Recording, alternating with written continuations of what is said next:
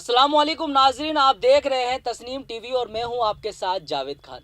चलिए रुक करते हैं इस वक्त की बड़ी खबर की ओर।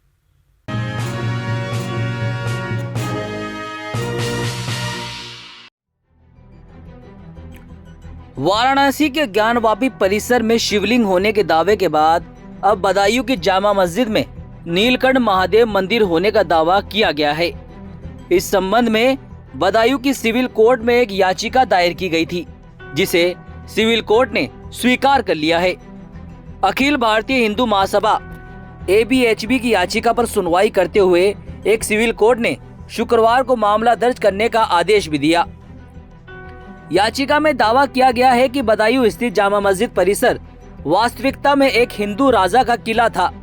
याचिका में दावा किया गया है कि जामा मस्जिद की मौजूदा संरचना नीलकंठ महादेव के एक प्राचीन मंदिर को ध्वस्त कर बनाई गई है।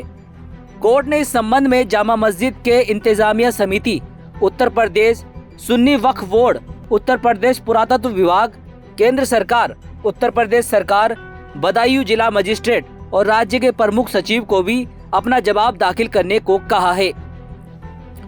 इस मामले की अगली सुनवाई 15 सितंबर को की जाएगी। ये याचिका 8 अगस्त को दायर की गई थी। जामा मस्जिद बदायूं के मौलवी टोला इलाके में स्थित है और इस मस्जिद की खासियत ये है कि ये देश की सबसे बड़ी मस्जिद में शुमार है। ये देश की सबसे पुरानी मस्जिदों में से एक है। इस मस्जिद में एक समय में 1000 से अधिक लोग एक साथ जमा हो सकते हैं। अखिल भारतीय हिंदू महासभा के जिला अध्यक्ष मुकेश सिंह पटेल का कहना है कि उन्हें पता है कि इस जगह मंदिर हुआ करता था।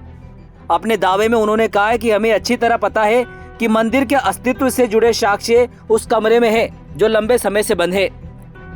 उन्होंने ये भी बताया कि अखिल भारतीय हिंदू महासभा की ओर से दायर याचिका में कोर्ट से अनुरोध किया गया था कि वे इस मामले में केस दर्ज करने का आदेश दे और सर्वे का आदेश दे ताकि सच सामने आ सके।